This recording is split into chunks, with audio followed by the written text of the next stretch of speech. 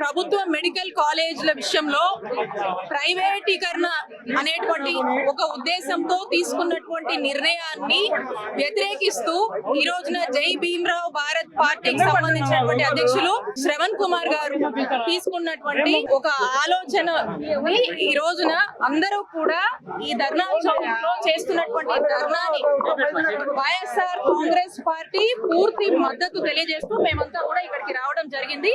ఇక్కడ జడా శ్రవణ్ కుమార్ గారు చేపట్టినటువంటి ఈ యొక్క గొప్ప కార్యక్రమాన్ని అభినందిస్తూ మద్దతుగా నిలుస్తూ కూటమి ప్రభుత్వం మెడికల్ కాలేజ్ పట్ల తీసుకున్నటువంటి నిర్ణయాన్ని వ్యతిరేకిస్తూ ఈ జీవోని రద్దు చేయాలి, మెడికల్ కాలేజ్ ప్రైవేటీకరణని ఖచ్చితంగా కూడా ఆపివేయాలి, నిలిపివేయాలి, ప్రభుత్వ రంగంలోనే ప్రభుత్వ మెడికల్ కాలేజ్ ని కొనసాగించాలి అని చెప్పి ఈ రోజున మేధావులు, అనేక ఉద్యోగ సంఘాలు, విద్యార్థులు, అనేక ప్రతిపక్షానికి సంబంధించినటువంటి పార్టీలు కావచ్చు, అలాగే చాలా మంది తటస్థులు ఈ రోజు అనేక పార్టీలకు సంబంధించి కానీ ఎంతో మంది ఉద్యమాలకు సంబంధించినటువంటి వాళ్ళు రావడం ఈ రోజు మరి ఈ కార్యక్రమాన్ని పెద్ద ఎత్తున విజయవంతం చేయటము, కూటమి ప్రభుత్వాన్ని వెంటనే ఈ జీవోని రద్దు చేయాలి, ఈ జీవోని వెనక్కి తీసుకోవాలి, తిరిగి రాష్ట్రంలో జగన్మోహన్ రెడ్డి గారు తీసుకొచ్చినటువంటి 17 గవర్నమెంట్ మెడికల్ కాలేజీలు నిర్మాణం యొక్కటువంటి ఆలోచనని మళ్ళా తిరిగి ప్రభుత్వ రంగంలోనే కొనసాగించాలి అని చెప్పి ధ్వజమెత్తి చెప్పినటువంటి విషయాలన్నీ కూడా ఈ రోజు మీడియా మిత్రులందరూ కూడా గమనించారు. అలాగే ఏవైతే జీవోలు తీసుకొచ్చారో చంద్రబాబు నాయుడు గారు ఈ మెడికల్ కాలేజ్ ప్రైవేటీకరణ సంబంధించి, అలాగే వీటిని ఈ రోజున టెండర్ పిలుస్తూ ఆగమేఘాల మీద కూడా ఈ ప్రభుత్వము ఇంత ప్రజా వ్యతిరేకత వస్తున్నా, ప్రజల్లో ఇంత వ్యతిరేకత నెలకొన్నా ఈ రోజు అందరూ న్యూట్రల్ గా రాష్ట్రంలో ఉన్నటువంటి అన్ని వర్గాలకు సంబంధించినటువంటి మేధావులు కావచ్చు, విద్యార్థులు కావచ్చు, తటస్థులు కావచ్చు వ్యతిరేకిస్తూ ఈ జీవో కరెక్ట్ కాదు, ఈ ఆలోచన కరెక్ట్ కాదని ఈ రోజు చంద్రబాబు నాయుడు గారికి కూటమి ప్రభుత్వాన్ని ఈ రోజు ఛాలెంజ్ చేస్తున్నప్పటికీ కూడా లెక్క చేయకుండా ఈ జీవోని హడావిడిగా తీసుకురావడం, కేబినెట్ లో నిర్ణయాలు చేయడము, అలాగే ఈరోజు టెండర్ కాల్ఫర్ చేయడం అనే దాన్ని పూర్తిగా మేమంతా కూడా వ్యతిరేకిస్తున్నామని మరలా ఒకసారి తెలియజేస్తా ఉన్నాము. దీనికోసం ఎందాకైనా కూడా న్యాయ పోరాటాలు, ప్రజా పోరాటాలు వైఎస్ఆర్ కాంగ్రెస్ పార్టీ ప్రజల పక్షాన చేస్తూనే ఉంటుంది అని తెలియజేస్తా ఉన్నాం. అలాగే ఈ రోజు ఈ ధర్నా చౌక్ లో జడా శ్రవణ్ కుమార్ గారు చేపట్టినటువంటి ఈ ధర్నా మరి యొక్క యాజిటేషన్ కి స్వచ్ఛందంగా వాళ్ళు చేసినటువంటి ఈ యాజిటేషన్ ని ఒక తొలి అడుగుగా మేము భావిస్తా ఉన్నాం. ఇలా ఎవరు వచ్చి చేసినా కూడా వైఎస్ఆర్ కాంగ్రెస్ పార్టీ ప్రజల పక్షాన ఈ యొక్క ప్రభుత్వం మీద వ్యతిరేకతతో చేస్తున్నటువంటి ప్రభుత్వ మెడికల్ కాలేజ్ సంబంధించినటువంటి ఈ విషయాన్ని వ్యతిరేకిస్తూ చేస్తున్నటువంటి ఈ పోరాటానికి వైఎస్ఆర్ కాంగ్రెస్ పార్టీ మద్దతుగా ఉంటుందని తెలియజేస్తా ఉన్నాము. రాష్ట్రంలో 17 గవర్నమెంట్ మెడికల్ కాలేజెస్ సుమారు 8,500 కోట్ల వ్యయంతో మరి ఆ రోజు ఆలోచన చేసి 5 మెడికల్ కాలేజ్ జగన్మోహన్ రెడ్డి గారు ప్రారంభించారు. ఇంకో 5 మెడికల్ కాలేజ్ ప్రారంభానికి సిద్ధం చేశారు. ఇంకొక 7 మెడికల్ కాలేజ్ ని థర్డ్ ఫేజ్ కింద ఏదైతే ప్రణాళిక వేసి దానికి పనులు మొదలు పెట్టారో ఆ పనులని ఈ రోజు కూటమి ప్రభుత్వం ఆపేసి, నిలిపివేసి మళ్ళా ఆ నిందని జగన్మోహన్ రెడ్డి గారి మీద వేసేటువంటి ప్రయత్నం ఈ రోజు వైఎస్ఆర్ కాంగ్రెస్ పార్టీ మీద వేసేటువంటి ప్రయత్నం చేస్తా ఉంది. ప్రజలకు వాస్తవాలు తెలుసు. విద్యార్థులకు, పేద ప్రజలకు ఈ వైద్యాన్ని దూరం చేయొద్దు అని చెప్పి మేమంతా కూడా ఈ కూటమి ప్రభుత్వాన్ని హెచ్చరిస్తా ఉన్నాము. వైద్య విద్య అభ్యసించాలనుకునేటువంటి విద్యార్థుల ఆశల్ని చంపొద్దు మీ ప్రైవేటైజేషన్ అనేటువంటి ఆలోచనలో భాగంగా అని చెప్పి ఈ కూటమి ప్రభుత్వాన్ని మేము ప్రశ్నిస్తా ఉన్నాము. పీపీపీ అంటున్నారు, పీపీపీ కాదు, ప్రభుత్వ రంగంలోనే ఈ యొక్క ప్రభుత్వ మెడికల్ కాలేజీలు కొనసాగాలి అని చెప్పి మేమంతా కూడా ఈ ప్రభుత్వాన్ని ప్రశ్నిస్తున్నాము, నిలదీస్తున్నాము. ప్రజల గొంతుకగా మేము మాట్లాడుతున్నామని తెలియజేస్తా ఉన్నాము.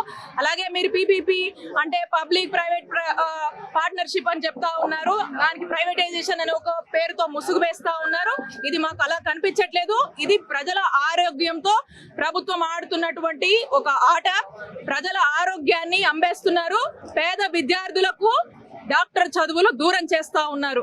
టోటల్ గా ప్రజా ఆరోగ్యాన్ని బాధ్యత ప్రభుత్వానిదే, ప్రజా ఆరోగ్య భద్రత ప్రభుత్వానిదే అనేటువంటి విషయాన్ని పక్కన పెట్టి చేస్తున్నటువంటి ఈ మోసాన్ని మేము ఎండగడతాం, ప్రశ్నిస్తాం, ఎంతవరకైనా పోరాడతామని తెలియజేసుకుంటూ, ఇది పబ్లిక్ పే అండ్ పే అని చెప్పేసి పీపీపీ అని మీరు ఒక మాట చెప్తా ఉన్నారు. ఇది పీపీపీ కాదు, మీ ప్రైవేటైజేషన్ ముసుగులో ఇది ఒక స్కామ్. ఇది పబ్లిక్ పే పే పే అని చెప్పి మీరు పబ్లిక్ నుంచి డబ్బులు వసూలు చేసి పబ్లిక్ ని ఇబ్బంది పెట్టి ప్రజల్ని గొంతు కోసే ప్రయత్నం చేస్తున్నారని తెలియజేస్తున్నాం. కాబట్టి మళ్ళా చెప్తా ఉన్నాము, మీరు మీ యొక్క ఆలోచనని, మీ యొక్క నిర్ణయాన్ని, ప్రభుత్వ మెడికల్ కాలేజ్ ని ప్రభుత్వం రంగంలోనే కొనసాగించేదాకా మా యొక్క పోరాటం ఆగదు, చేస్తూనే ఉంటాం. ఇది ఎంత పెద్ద ఉద్యమమైనా చేస్తామని తెలియజేసుకుంటాం.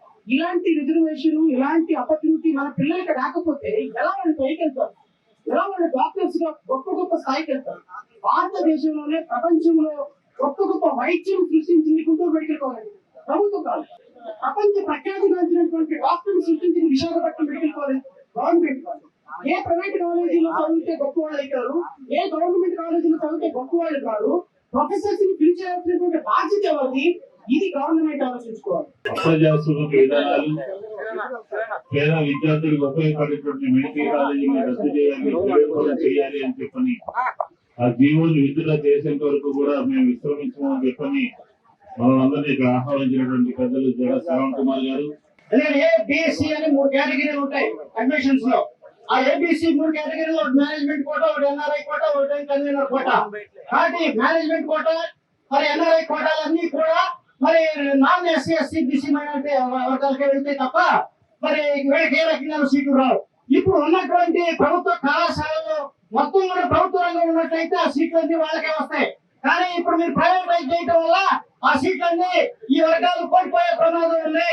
కాబట్టి ఎస్సీ ఎస్టీ బీసీ మైనారిటీ వర్గాలకి అన్యాయం జరుగుతున్నటువంటి విధానాన్ని ఈ మా పార్టీ ఆర్పీఐ పూర్తిగా వ్యతిరేకిస్తుంది. దీనికి ఈ యొక్క ధర్మానికి మా యొక్క పూర్తి సంపూర్ణంగా మేము మద్దతు ప్రకటిస్తున్నాం. ఇంకొకటి, ప్రైవేట్ కాలేజీలన్నీ కూడా స్కాములతో నడుస్తున్నాయి, ఫ్రాడ్లతో జరుగుతున్నాయి. మొన్న ఎన్ఫోర్స్మెంట్ డైరెక్టరేట్ కానీ మినిస్ట్రీ ఆఫ్ ఎక్స్టర్నల్ అఫైర్స్ కానీ ఒక రైడ్ చేస్తే అందులో 18,000 సీట్లు మరి ఎన్ఆర్ఐ కోటా కింద బోనస్ గా అడ్మిషన్ చేయడం జరిగింది.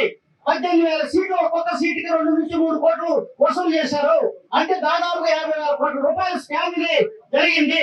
ఈ స్కామ్ వల్ల ఏంటంటే ఎన్ఆర్ఐ కాని వాళ్ళు కూడా ఎన్ఆర్ఐ అని పేరు చెప్పి దొంగ సర్టిఫికేట్ తీసుకుని, అలాగే వాళ్ళకి ఎన్ఆర్ఐ కొంత డబ్బు మొత్తం చెప్పి ఏజెంట్లు పెట్టుకుని వాళ్ళకి సంబంధించిన బంధువుల్లాగా సీట్లు సంపాదించుకుని ఈ యొక్క మోసాన్ని ప్రభుత్వానికి చేశారు. కాబట్టి అది నిన్న ఎన్ఫోర్స్మెంట్ డైరెక్టరేట్ పట్టుకుంది. అదే 2024 లో మరి నీట్ ఎగ్జామ్ పేపర్ లీక్ అయినటువంటి ప్రైవేట్ కాలేజీ ద్వారా జరిగింది. దానివల్ల కూడా 10,000 కోట్ల రూపాయల స్కామ్ జరిగింది. కానీ ప్రతి సీటుకి పేపర్ లీక్ చేసినందుకు 50 లక్షల కోట్ల రూపాయలు మరి వసూలు చేసుకుని మెడికల్ సీట్లు చేయడం జరిగింది. ఆ స్కామ్ లో మొత్తం 500 మంది టాప్ ర్యాంకర్స్ గా వచ్చారు. టాప్ ర్యాంకర్స్ గా అంతమంది ఎలా వస్తారని అనుమానం వచ్చినప్పుడు సిబిఐ ఎంక్వైరీ చేస్తే ఈ స్కామ్ అంతా బయటపడింది. కాబట్టి ప్రైవేట్ కళాశాలలు మెడికల్ విద్యను ఇవ్వడంలో పూర్తిగా విఫలమైంది. ప్రభుత్వ రంగంలోనే మెడికల్ కాలేజీలు ఉండాలి కానీ ప్రైవేట్ రంగంలో ఉండకూడదు అనేది మా ఆర్పీఐ యొక్క డిమాండ్. అంతేకాకుండా ఈ యాక్సెసిబిలిటీ లేదు. మా యొక్క మెడికల్ కాలేజీలో ఫీజులు ఎక్కువ, ప్రైవేట్ మెడికల్ కాలేజీలో ట్యూషన్ ఫీజు ఎక్కువ, అలాగే క్లినికల్ ఫీజు ఎక్కువ. వీటన్నింటినీ కూడా పెంచి వాళ్ళు ఎక్కడ వచ్చినట్లుగా ఫీజులు వసూలు చేస్తారు. ఈ యొక్క డొనేషనే కాకుండా మళ్ళీ ఫీజులు కూడా వసూలు చేస్తారు. దీనివల్ల పేదలకి వైద్య విద్య దూరం అవుతుంది. పేదలందరూ కూడా నష్టపోతారు. ఈ కులం ఈడబ్ల్యూఎస్ లో ఉన్న పేదలు కూడా నష్టపోతారు. బ్రాహ్మణ వైశ్య అగ్రకులాలు కూడా నష్టపోతాయి. ఎందుకంటే అది రిజర్వేషన్ కూడా కుదించుకుపోతాయి. ఈడబ్ల్యూఎస్ కూడా రాదు. కానీ ఈ సందర్భంగా ప్రతి కులానికి అన్యాయం జరిగేటటువంటి ఈ ప్రైవేటైజేషన్ అనేటువంటి విధానానికి స్వస్తి పరకాలని చంద్రబాబు నాయుడు గారిని కూటమి ప్రభుత్వాన్ని డిమాండ్ చేస్తా. ఈ ఆంధ్ర రాష్ట్రం ఏర్పడ్డాక గతంలో ఈ రాష్ట్ర వ్యాప్తంగా 12 మెడికల్ కాలేజీలు ఉంటే జగన్మోహన్ రెడ్డి గారి ముందు చూపుతో ఇందాక జగన్ కుమార్ గారు చెప్పిన ప్రకారం విద్యకి వైద్యానికి పెద్దపీట వేస్తూ 17 మెడికల్ కాలేజీలు ఒకేసారి ఒకే పీరియడ్ లో 17 మెడికల్ కాలేజీలకి స్థలం కేటాయించడం కానివ్వండి, వాటిని శంకుస్థాపన చేయడం కానివ్వండి, వాటిని పనులు ప్రారంభించడం కానివ్వండి చేసిన కనుక అది వైఎస్ జగన్మోహన్ రెడ్డి గారికి దక్కుతుంది. దాంట్లో దాదాపుగా సుమారుగా 7 మెడికల్ కాలేజీలు ఉన్నప్పటికీ వైద్య విద్య చదువు కూడా ప్రారంభమై ముందుకెళ్ళడం జరుగుతుంది. కానీ కూటమి ప్రభుత్వం వచ్చాక మాకు మెడికల్ కాలేజీ సీట్లు వద్దు అని చెప్పి దుర్మార్గ ప్రభుత్వం ఏమంటే అది కూటమి ప్రభుత్వం చెప్పి కూడా తెలియపరుచుకున్నారు. ఎవరైనా మెడికల్ కాలేజీలో గవర్నమెంట్ మెడికల్ కాలేజీలో మాకు సీట్లు కావాలి, మాకు సీట్లు పెంచండి అన్న ప్రభుత్వం చూసాం తప్ప మాకు సీట్లు వద్దు అని చెప్పిన లెటర్ రాసిన ప్రభుత్వం ఏంటంటే కూటమి ప్రభుత్వం చెప్పి ప్రభుత్వం తెలియపరుచుకుంటున్నారు. ఒక దుర్మార్గపు ఆలోచనతో పెత్తందారులకి ఒత్తాసు పలికే విధంగా ఈ మెడికల్ కాలేజీలన్నింటినీ కూడా దారాదత్తం చేసే విధంగా చంద్రబాబు తీసుకొచ్చిన జీవాన్ని తక్షణమే విత్డ్రా చేసుకోవాలని చెప్పని వైఎస్ఆర్ కాంగ్రెస్ పార్టీ తరఫున నేను కూడా డిమాండ్ చేస్తున్నాను. ఎందుకంటే అనేక రకాలుగా ఉచిత విద్య కోసం అని చెప్పని ప్రతి ఒక్కరికి కూడా గవర్నమెంట్ మెడికల్ కాలేజీలు ఉంటే ఉచిత వైద్యం, ఉచిత వైద్య విద్య అందుతుందని చెప్పక మంచి ఉద్దేశంతో జగన్మోహన్ రెడ్డి గారు ముందుకెళ్తుంటే కాబట్టి ఈ పెత్తందారుల ప్రభుత్వం చంద్రబాబు ప్రభుత్వం వాళ్ళకే ఈ రోజు ప్రభుత్వ స్థలాల్లో ఏదైతే మెడికల్ కాలేజీ కట్టారో వాటిని ప్రైవేటైజ్ చేయడం వ్యతిరేకిస్తున్నాం. తప్పకుండా వైఎస్ఆర్ పార్టీ తరఫున ఇప్పటికే ఉద్యమానికి పిలిపిస్తున్నాం.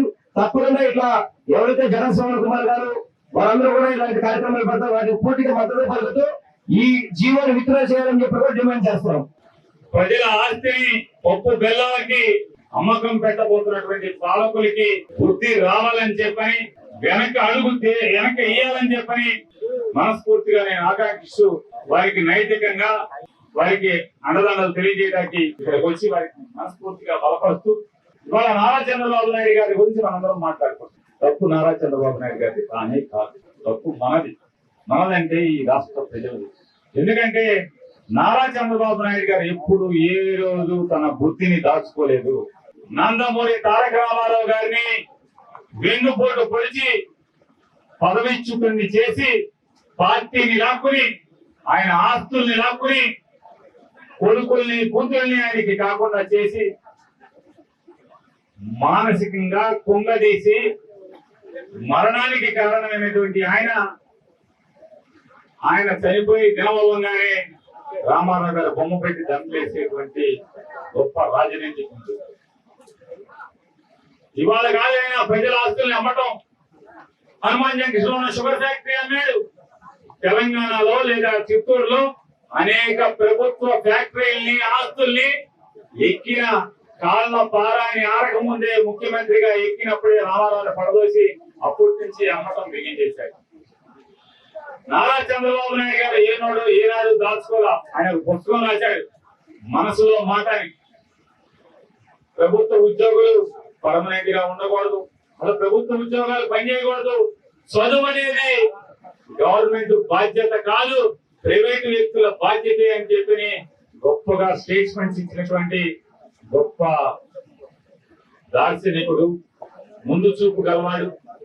ఈ సమాజంలో తను అనుకునేది ఒకటి, నారా చంద్రబాబు నాయుడు గాని లేదా అగ్రవర్ణాలు తనతో కూడినటువంటి అగ్రవర్ణాలు గాని లేదా పెత్తందారులు గాని ఈ పేదలు, దళితులు, బహుజనులు, మైనార్టీలు చదువు నేర్చితే మా ఇళ్లలో పనివాడు చేస్తాడు అనేటువంటి ఊర్జువా మనస్తత్వం, జర్నలిస్టిక్ మనస్తత్వం ఉన్నటువంటి వ్యక్తి నారా చంద్రబాబు నాయుడు.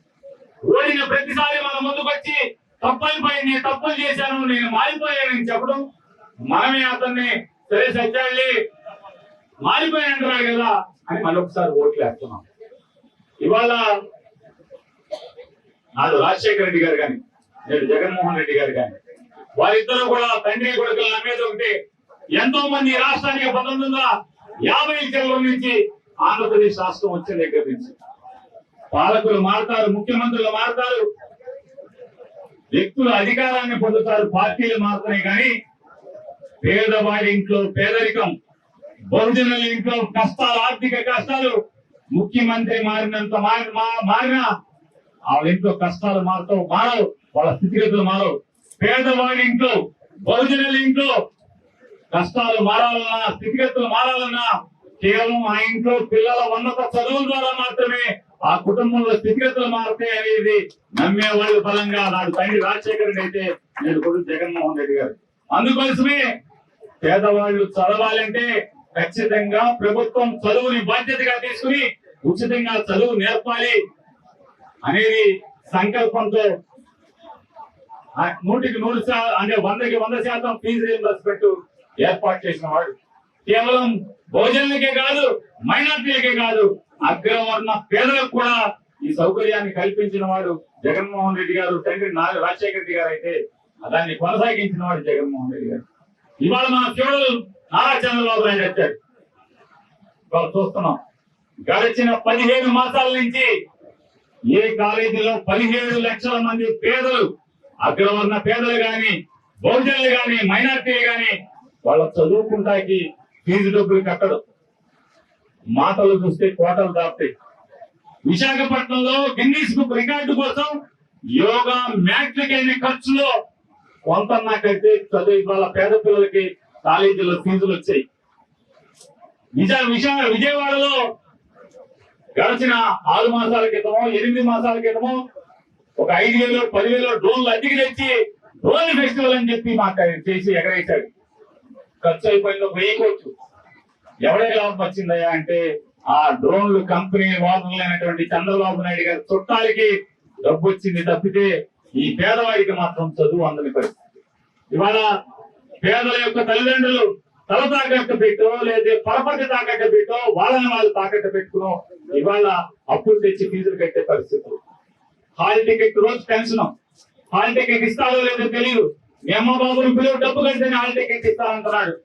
ఇవాళ ఏదో చేసి హాల్ టికెట్ ఇస్తే కొంత కట్టి పనం పెట్టి హాల్ టికెట్ తెచ్చుకుంటే మళ్ళీ సర్టిఫికేట్ పాస్ అయితే సర్టిఫికేట్లు ఇవ్వడం, నెక్స్ట్ కోర్సుకి వెళ్తాక సర్టిఫికేట్లు ఇవ్వడం, మళ్ళీ డబ్బులు కట్టాలి. ఇవాళ ఈ రాష్ట్రంలో 2 లక్షల మనందరినీ తాకట్టు పెట్టి సుమారుగా 2,25,000 కోట్ల రూపాయలు అప్పు చేసినటువంటి నారా చంద్రబాబు నాయుడు ఎవరికి ఇచ్చాడు ఈ డబ్బులు? ఎవరికి ఇచ్చాడు? పేదవాళ్ళ ఫీజులు కట్టడు. 6,500 7,000 కోట్ల రూపాయలు బహుజనులకి, మైనార్టీలకి, పేదలకి ఫీజు రీంబర్స్మెంట్ ఫీజు కట్టడు. మరి ఏం చేస్తున్నాడయ్యా? ఆరోగ్యశ్రీ బంధు పెడతాడు, వైద్యం బాగు చేయించాడు, హాస్పిటల్స్ కి డబ్బులు కట్టడు. ఎవరికి కడుతున్నాడు? 6 నెలలు సంక్రాంతి గోతులు రాష్ట్రంలో ఉన్నాడు. ఈ రోజుకి ఎక్కడ గోతులు అక్కడ ఉన్నటువంటి పరిస్థితులు రోడ్డు. మరి ఏం చేస్తున్నాడు? అర్థం కాని పరిస్థితి. సంపద సృష్టిస్తానని చెప్పి వాళ్ళ తండ్రి కొడుకులు, ఎమ్మెల్యేలు, ఎంపీలు ఈ రాష్ట్రాన్ని దోచుకు తినేటువంటి పరిస్థితులు మనకు కనపడుతున్నాయి. ఇవాళ అయ్యా నువ్వు జగన్మోహన్ రెడ్డి గారు అనుభవం లేని వాడే, ఒకసారి ముఖ్యమంత్రి అయ్యాడు. కానీ ఈ రాష్ట్రంలో 17 మెడికల్ కాలేజీలు కట్టే ప్రయత్నం మొదలు పెట్టాడు. సంవత్సరం 6 మాసాల్లో 5 కాలేజీల్ని పూర్తి చేసి పిల్లలను చేర్చుకునేటువంటి స్థితిని కల్పించాడు. మరొక 2 కాలేజీలు ఈ ఎలక్షన్ అయ్యేప్పటికీ పాడేరు, పులివెందుల 50 సీట్లతో 2 కాలేజీలు పూర్తయితే జగన్మోహన్ రెడ్డి గారు ఎన్నికలకు వెళ్లే ముందు ఆ 2 కాలేజీలకి సీట్లు మంజూరు చేస్తూ మెడికల్ కౌన్సిల్ ఢిల్లీ నుంచి మెడికల్ కౌన్సిల్ ఆఫ్ ఇండియా మంజూరు పత్రాలు పంపిస్తే నువ్వు ప్రమాణ స్వీకారం చేశాక ఏం చేసావా అంటే ఆ 50 సీట్లు మాకొద్దు, ఈ 50 సీట్లు మాకొద్దు, మా కాలేజీల్ని నడపలేము, అమ్మకానికి పెడతామని చెప్పినటువంటి దుర్మార్గమైనటువంటి పెద్ద మనిషి నారా చంద్రబాబు నాయుడు. ఇవాళ మనకు 10 మెడికల్ కాలేజీలు రకరకాల స్థితుల్లో ఉన్నాయి. కొన్ని 90% పూర్తయినాయి, కొన్ని 80% పూర్తయినాయి, కొన్ని 60% పూర్తయినాయి, కొన్ని 50% పూర్తయినాయి. మరి అటన్నింటినీ పూర్తి చేయాలి కదా. పూర్తి చేయకుండా ఎక్కడ పనులు అక్కడే నిలిపేయాలని చెప్పని ఉత్తర్వులు ఇచ్చాడు. లేచిన ప్రమాణ స్వీకారం చేసినటువంటి మొదటి సంతకాల్లో ఈ మెడికల్ కాలేజీల నిర్మాణాలు కూడా ఆపేయమని చెప్పని సంతకం పెట్టి కాగితాలు పంపించాడు. ఎంతకన్నా పాపాత్ముడు ఎవరన్నా ఉంటాడని అడుగుతున్నాను. జగన్మోహన్ రెడ్డి గారితో పోటీ పడాలి. నువ్వు పోటీ పడకుండా ఏం పోటీ పడాలంటే దేంట్లో పడాలి? నాకన్నా చిన్నవాడు ఆఫ్టర్ 5 ఏళ్ల ముఖ్యమంత్రి 17 మెడికల్ కాలేజీలు పెడతాకి పూర్తి చేసి 7 మెడికల్ కాలేజీలు పూర్తి చేస్తే నేను 75 ఏళ్ల ఈ వయసులో దాదాపుగా 15 ఏళ్లు ముఖ్యమంత్రి చేసే అనుభవంతో జగన్ 17 పెడితే నేను 34 మెడికల్ కాలేజీలు పెడతాను పోటీ పడాల్సిన వాడు వీటిని అమ్మి సొమ్ము చేసుకునేటువంటి పరిస్థితులు ఉన్నాయంటే ఇటువంటి ముఖ్యమంత్రి రాష్ట్రానికి అవసరమా, చేట లాభం అనేది ప్రజలు మనం ఆలోచించుకోవాల్సినటువంటి పరిస్థితి ఉంది. ఇవాళ ఈ మెడికల్ కాలేజీలో ఎవరైనా అంటే బహుజనులు గాని, మైనార్టీలు గాని, అగ్రవర్ణ పేదలు గాని సీటు తెచ్చుకుంటే సంవత్సరానికి 15,000 రూపాయలతో డాక్టర్ కోర్సు పూర్తి చేసేటువంటి పరిస్థితులు ఉంటాయి. ఇవాళ ఈ దుర్మార్గమైన చర్యలు చేపడుతూ ప్రైవేట్ వాళ్ళకి ఇచ్చేస్తాడంట. ఇవాళ సిగ్గు లేనటువంటి తెలుగుదేశం మంత్రులు మాట్లాడుతున్నారు. నారా చంద్రబాబు నాయుడు గారు 22 మెడికల్ కాలేజీలు తెచ్చారంట. ఎవరి కాలేజీలు ఎవరి మెడికల్ కాలేజీలు అన్ని ప్రైవేటు, నీ చుట్టాలు పట్టాలు, నీ వాటాదారులు, నీ బినామీలు చేత పెట్టినటువంటి 20 మెడికల్ కాలేజీల్లో ఏంటయ్యా అంటే సీట్లు అమ్ముకునే పరిస్థితి. కోట్ల సీట్ల అందులో నల్ల డబ్బు ఎవరి దగ్గర ఉంటే ఆయనకి చదువుకునేటువంటి అవకాశం అర్హత ఉందంటే మరి పేదవాడు, మేధస్సు ఉన్నవాడు, బుర్ర ఉన్నాడు, చదువుకోగలిగే సత్తా ఉండి మరి ఆడేమో వాళ్ళు ఎక్కడికి వెళ్ళాలి? ఇవాళ మీ దుర్మార్గం, మీ పాపం ఎక్కడికి తరలించారంటే వివాదాల్లో ఉన్నటువంటి ఎన్ఆర్ఐ మెడికల్ కాలేజీలో దాంట్లో ఉన్నటువంటి 2 వర్గాలని లోపరుచుకుని ఈ కాలేజీ మా ఎన్టీఆర్ ట్రస్ట్ కి ఇచ్చేయండి, మీ 10 కాలేజీల్లో ఒక 4 కాలేజీలు 6 కాలేజీలు మీరు తీసేసుకోండి అని చెప్పి ఎరేసేటువంటి ప్రయత్నం మొదలుపెట్టాడు. దీని కుదిరింది అని పాత్రికేయ మిత్రులు చెప్తున్నారు. టీడీపీ ఆఫీసులో బీటు చూస్తున్నటువంటి, సచివాలయంలో బీటు చూస్తున్నటువంటి పాత్రికేయ మిత్రులు. ఎందుకంటే ఆ పాత్రికేయ మిత్రులు ఎవరయ్యా అంటే అగ్రవర్ణ పేదలు, బహుజనులు, మైనార్టీలే ఈ విలేకరులు ఉద్యోగాలు చేస్తున్నారు కాబట్టి గతి లేక వాళ్ళ ఛానల్లో పనిచేస్తున్నారు. సరే మనసు చంపుకోగలరు కానీ ఆత్మహత్య చేసుకోలేక ఇవన్నీ చెప్తున్నారు. ఈ పాపాలు బయటికి ఇవాళ నారా చంద్రబాబు నాయుడు చేసే పాపాలు బయటికి ఎందుకు వస్తున్నాయి అంటే మన పాత్రికేయ మిత్రులు వాళ్ళ వీటిల్లో పనిచేస్తా, తెలుగుదేశం పార్టీ ఆఫీస్ లో పనిచేస్తా, జనసేన ఆఫీస్ లో పనిచేస్తా, సచివాలయంలో పనిచేస్తున్నా పనిని బొక్కలుండి పైకి ఏదో చొక్కాలు వేసుకుని తిరిగేటువంటి పాత్రికేయ మిత్రులు ఇవాళ ఈ సమాచారాన్ని సమాజానికి ఇస్తున్నారు. ఇవాళ ఈ దుర్మార్గాన్ని చూడండి. NRI medical college NTR trust తీసేసుకుంటారంట.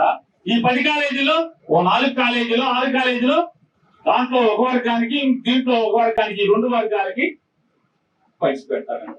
మామూలు తీసుకుంటాడు, ఫ్రీగా కూడా మామూలు తీసుకుంటాడు. అయితే ఆ కాలేజీ వాళ్ళకి ఇచ్చారు కాబట్టి దానికి ఎంత ఇస్తారు. ఇది గమనించండి ఒకసారి ప్రజలు ఎంత పాపాలు చేస్తున్నారు. ఖచ్చితంగా ఈ పాపాలను అడ్డుకుంటాం కోసం పోయేది ఏం పోదు, మన పోరాడితే పోయేది ఏముంటది? మా అయితే 4 లాఠీ దెబ్బలు లేదా 2 తప్పుడు కేసులు. కానీ జడా శ్రవణ్ కుమార్ గారు లాంటి వాళ్ళు మొదలుపెట్టినటువంటి మొదటి అడుగు ఖచ్చితంగా నారా చంద్రబాబు నాయుడు మెడలు ఉంచి ఈ మెడికల్ కాలేజీలు ప్రైవేటు పరం కాకుండా ఉండేదానికి సంఘంలోని ప్రతి ఒక్కరం కూడా ఆయనకి అండదండలుగా ఉండాలి. ఈ ఉద్యమానికి బలం ఇవ్వాలని చెప్పని మనస్ఫూర్తిగా కోరుకుంటూ ఈ ఉద్యమం జయప్రదం కావాలి. నారా చంద్రబాబు నాయుడు పాపపు ఆలోచన వెనక్కి ముడుచుకోవాలని చెప్పని, వెనక్కి తిప్పాలని చెప్పని మనస్ఫూర్తిగా కోరుకుంటూ జై భీమ్. ఇవాళ జై భీమ్ పార్టీ అధ్యక్షులైనటువంటి మా దళిత బిడ్డ జడా శ్రావణ్ గారికి, ఆయన చేస్తున్నటువంటి పోరాటానికి మాల మహానాడు జాతీయ అధ్యక్షురాలుగా, అదే విధంగా జేఏసీ మహిళా అధ్యక్షురాలుగా ఇవాళ సపోర్ట్ చేయడానికి ఇక్కడికి రావడం జరిగింది. 17 మెడికల్ కాలేజీలకి పర్మిషన్ తీసుకొచ్చారు గత ప్రభుత్వంలో ఉన్నటువంటి జగన్మోహన్ రెడ్డి గారు. హోంమంత్రి అనిత ఆవిడ దళితే, అందరికీ తెలుసు కదా, తెలుసు. ఎందుకంటే